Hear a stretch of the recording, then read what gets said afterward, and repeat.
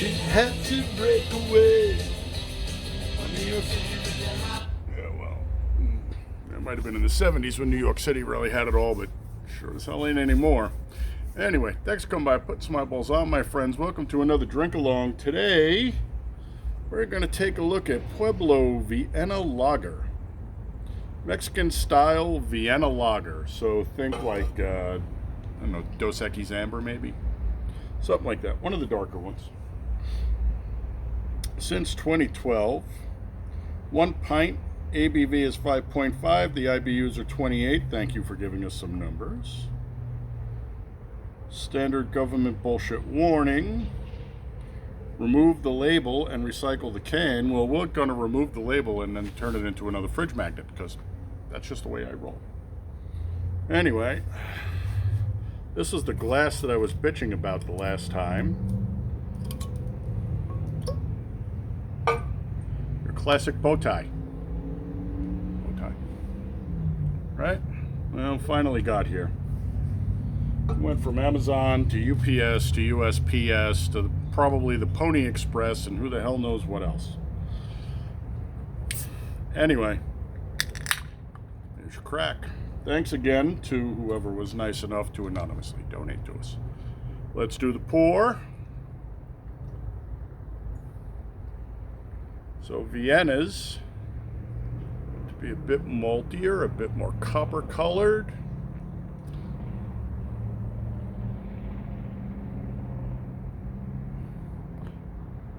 It's a pretty beer, my friends. Look at that.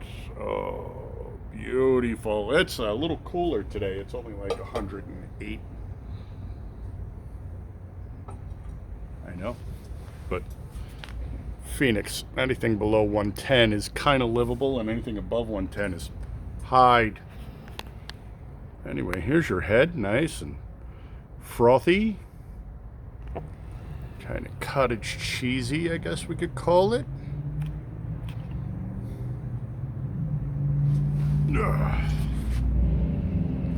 Let's get a temp. Both the beer and the glass were in the freezer, as you saw by the ice on the bottom of the glass. So, right now I am looking at 34.3. I like a beer about 34 degrees when it's 108 degrees out. I do. I don't know why. It just kind of seems to work for me. There's an ice chip still on the bottom that's just kind of fizzing away there. Biding time. Let's get that sniffer in there.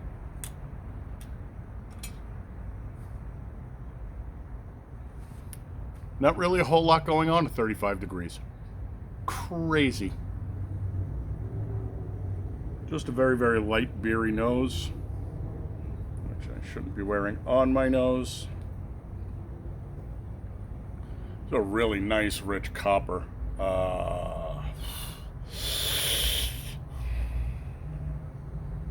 5 of those, 6 of those, let's say 6 of those goes to 100, so let's call it like a 17. Slip of the tongue. Salute.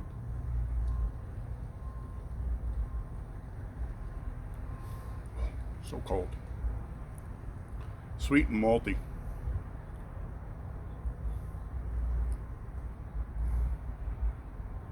It's an odd sweet note in there too.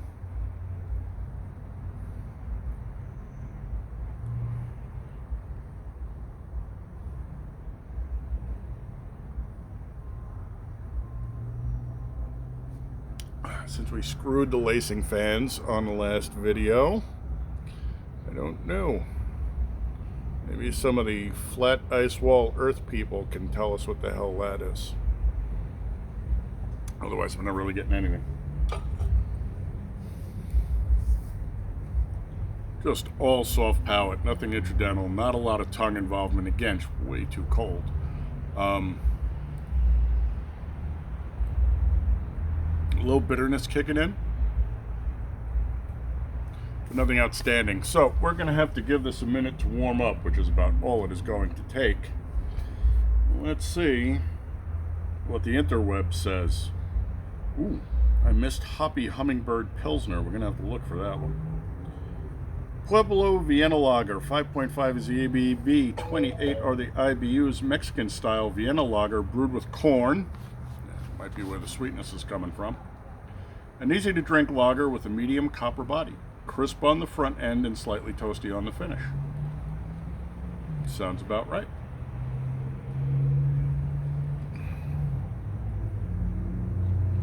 The machine just reminded me that the youngest birthday is tomorrow. I know, trust me, I know. Oh, excuse me.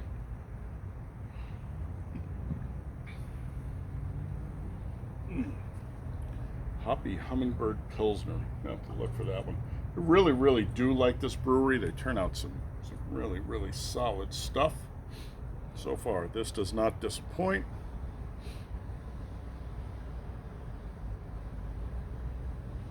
$34, we're at 38. So we've got a couple more minutes.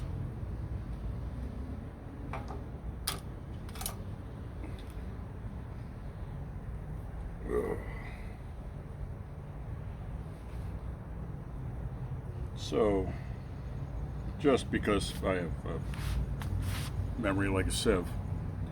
A Vienna lager is an amber reddish-brown lager characterized by malty, toasty, and bready flavor profile. With a low hop bitterness, I wouldn't call 28 low. I'd call it sub-10 low. Whereas regular lagers, typically referring to Pils and Hells, are pale, golden, and emphasize crispness and hop bitterness. True. Developed in Vienna in 1841 by Anton Drainer. This style uses Vienna malt kilned over hot air to create a medium-bodied beer with a dry finish. Now, I don't know if they did that. They didn't say, but they're calling it Vienna, so I'm going to assume they did. It is historically distinct from Marzen Oktoberfest lagers, which are darker, richer, sweeter, and higher in alcohol. The key differences: a Vienna lager is copper to reddish brown.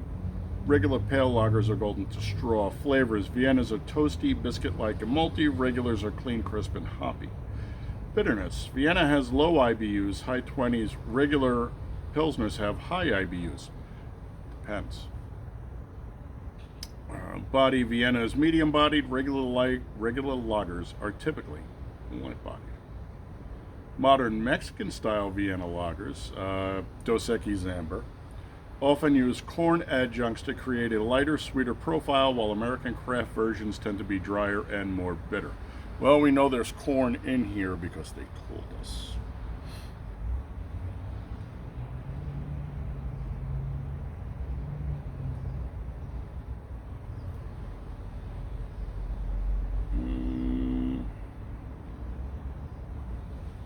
Get a temperature before this thing explodes in the glass.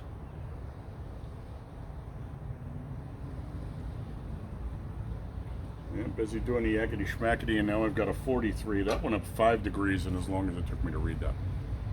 To be fair, this is a very thin, light glass. Not a lot of thermal retention.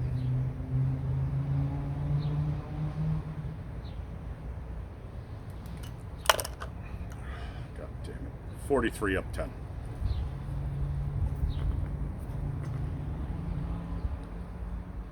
Biden time.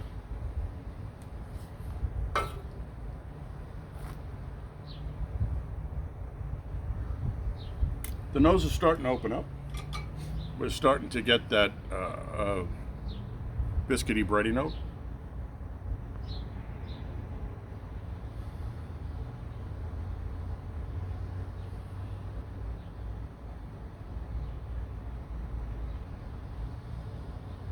Definitely sweet. Floral, but not off-putting. Slip of the tongue.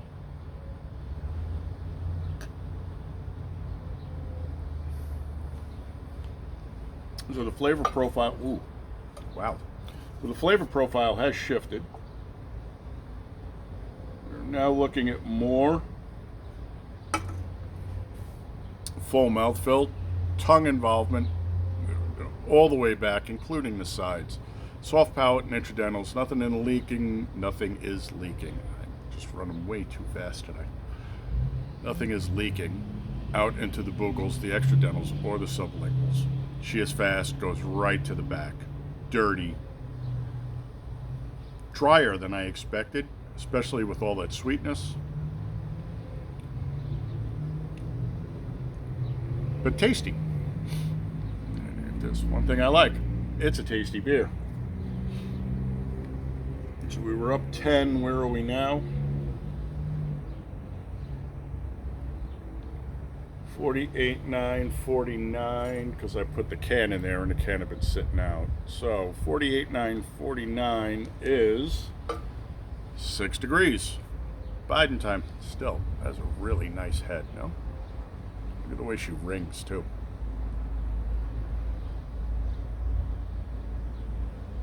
So nice, floral, sweet. So think like wildflowers. And a little bit of that bready, biscuity. So think dark bread, not white bread. Slip of the tongue.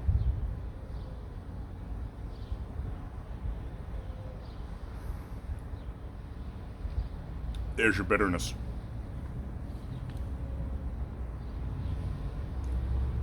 And it's really a distinct part of the profile now. Again, soft palate, intradentals, tongue all the way back, but it presents right up front as bitter. All of the 28, they said. It's not horribly offensive. It does finish off with that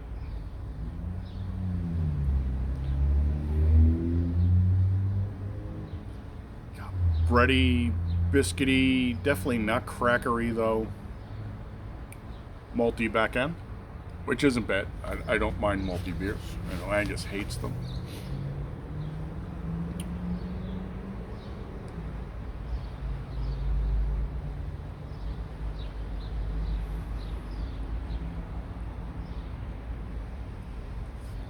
Really, really nice. All right, we're going to call it on this because we still have to do a short after this.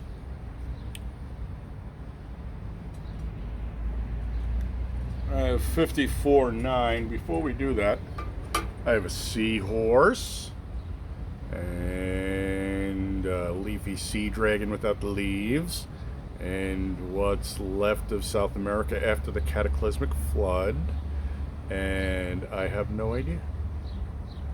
There you go. There's your look into my deep and twisted mind today. It's nice. She's dirty. That sweetness is getting cloying, though, on the back end. And again, could be the corn.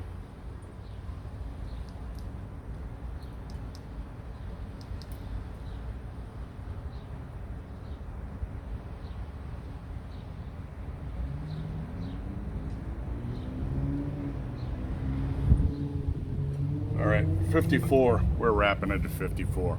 Last looks. There you go. So now you're really getting that corn up in the nose. Let's hold off another minute. Let's let it come up just a little bit more to see what we're really looking at. But on that last one, the corn just... It doesn't smell like corn, but it's that corn sweetness that you smell. I know it's hard to describe. Try it sometime. Buy one of these if you can and let it warm up into the 50s and look at the difference going on.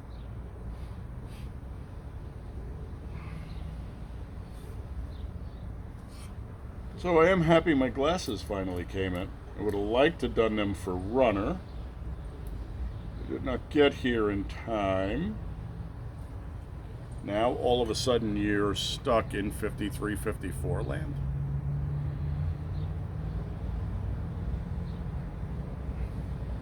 So these bow tie glasses, or Pilsner glasses, are from Skal, which I'm assuming is a German company. 55.4. All right, we'll wrap it on that. 55.6. Which I'm assuming is a German company by the name. Took forever to get here.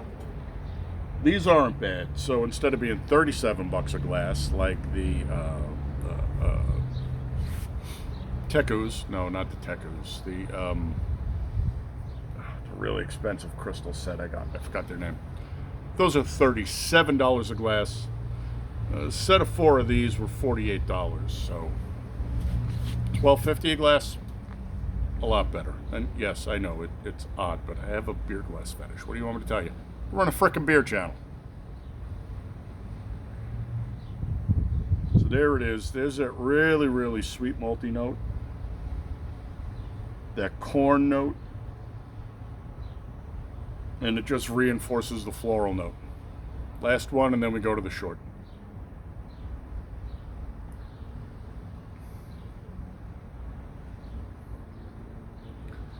Bitterness is still there, kind of attenuated by the sweetness. The sweetness is picked. Ooh, there's the bitterness now on the back end.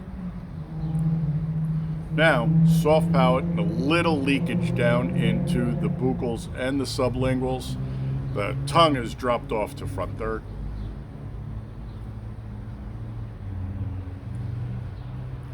Dry, dirty, and bitter.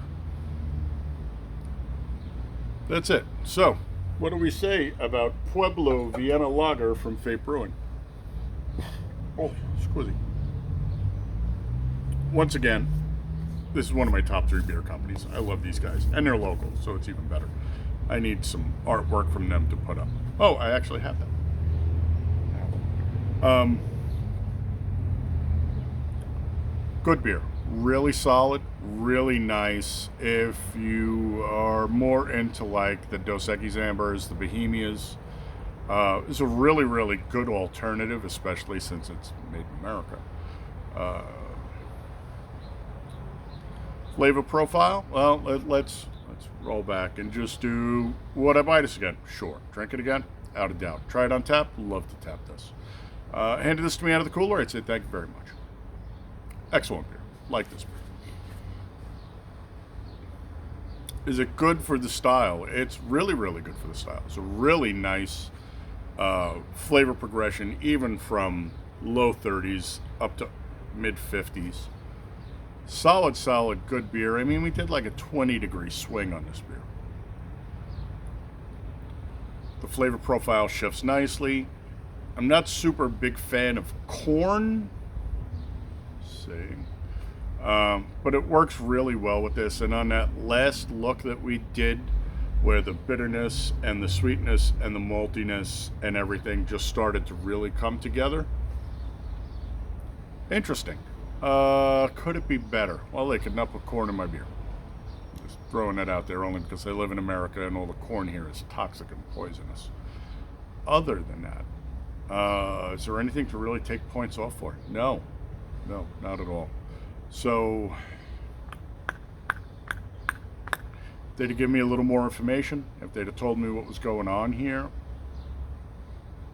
I'd have been happier, but shit is what shit is. So, it's head and shoulders above the average Mexican, so I want to give it a 4.75. I'm really waffling towards a 5 because it's really, really good. And then I'm like, well, don't be a prick and don't knock a quarter point off because, you know, you have it. And then I'm like, you know what, fuck them. Yes, I will knock a quarter point off because they didn't tell me if they use clean corn. 4.75. Thanks for coming by. Put some eyeballs on. My people, love you. Big 3. Happy, healthy, safe, honorable, dutiful, vigilant, gray man, house level, hot and handy. Hot and handy comes with its own laundry list of responsibilities. You're responsible for those. Buy me a beer link down below. QR code in the thumbnail. All I really want from you is to like, share, remind, subscribe. Or buy me a beer. Or in this case, beer glasses. And yes, not to be exposed, so we will not expose them. But again, from everyone on the channel, thank you much. Appreciate it. Obviously, someone knows I have a fetish. And it's not my birthday yet. My birthday's not till October. So. All right, my friends, I will catch you on the next one. Till then, and this beer is well into 60 degrees by now.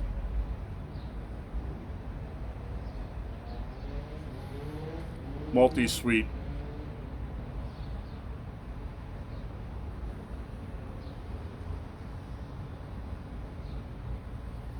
See, once you release the rest of the sweetness, it shifts from like that bready sweetness to more like, I want to say bubble gum, to tell you the truth. Skol.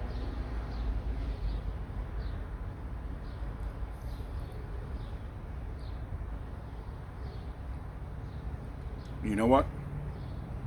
Not the worst warm lager I've ever had. I am surprised the wheels haven't just exploded and gone into hyperspace yet. It's a super interesting beer. 475. Till next time, Skol.